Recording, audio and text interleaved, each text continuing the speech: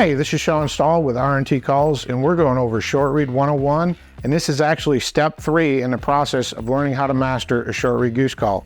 In step 1, we learn how to put the air into the call,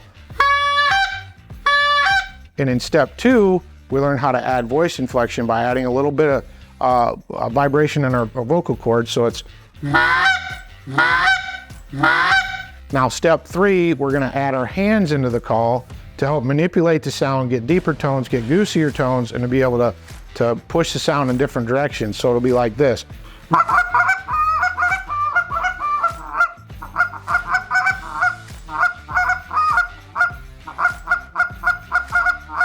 So that's putting your hands on the call. The reason why we do this last is that if you put your hands on the call and you're choking it down too much, you're manipulating the back pressure, you're not allowing the call to breathe, you're not learning the proper mechanics. So we're adding this in as a third step, whereas opposed back in the day, we used to teach this right off the bat. So the way I teach it with hand positions is your primary hand, whether you're left-handed or right-handed, will be your on hand. That'll be your hand number 1, that's the one you hold the call with. I'm left-handed, so I hold it with my left hand. And with a short read, you want to let them breathe as much as possible. And I like to tell people, wrap your finger, your index finger and your thumb around the call where it's comfortable, and then take your other fingers and just bring them down, and you want to be in line. So your knuckles in the call want to be in line.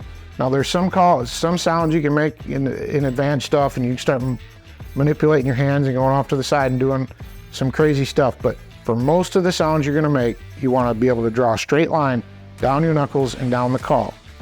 Now your offhand, your secondary hand, you want to just relax. So many people get really tense with this. Just relax, like you're going to hold, like somebody's going to pull water in there and you're going to try to drink out of it. Just relax, just like that. And you want to come up and you want to go thumb to thumb and then fingertip on your offhand to knuckles here.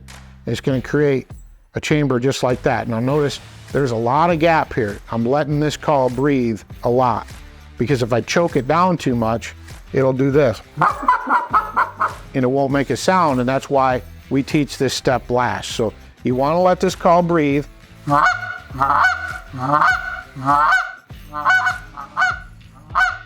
And just start pushing that air through, and you can blow a clear note or you can put voice inflection in there. But I call this the middle goose. From here, we can either go higher or lower.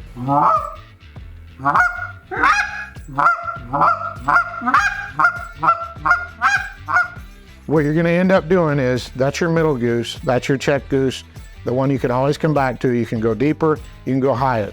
If you're going to get a higher pitch sound, you need to open your hands up a little bit more, and in the process of that, you're going to have to pop air into the call harder, because you're not creating back pressure with your hands. That read's going to have to, it's going to be harder to make it stand up and break over into that second note, so you have to blow a little harder. So middle note, that's medium air pressure. Open it up.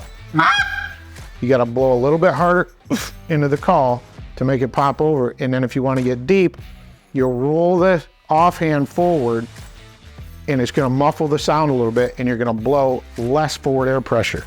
So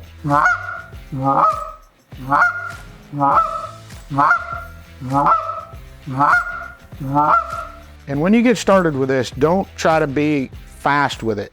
You're really looking to build your muscle memory up, and the more time you spend with this, the faster you'll be in the long run. So just do a middle note, count to 1 in your head, open your hands, and then blow the note. And then close your hand and blow the middle note. Then roll your hand forward and blow the deep note. Once again, if you get to the point where the call isn't breaking over, you're probably choked off too much, where I did before. I'm restricting the airflow too much. All I have to do is open that up and let this call breathe a little bit. So now that we put all 3 steps together, you're able to make all the sounds necessary to be productive in the field and hunting, get you up and running, and get you out there. Just from there, it's just practice, practice, practice, and put yourself in as many situations and listen to real geese in real situations, in real scenarios. And I promise you, you're going to be more productive in the field.